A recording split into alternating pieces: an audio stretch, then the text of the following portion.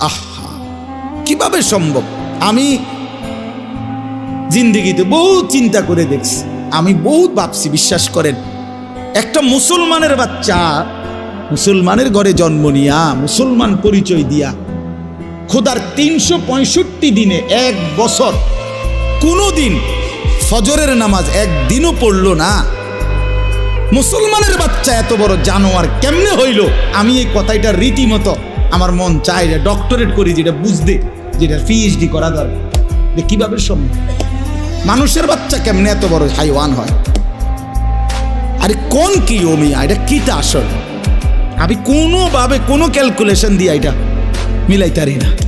একটা বছর বেটা তুই নাফরমান, কোনোদিন ফজরের নামাজ পড়লি না? আরে তুই কি মানুষের বাচ্চা রে?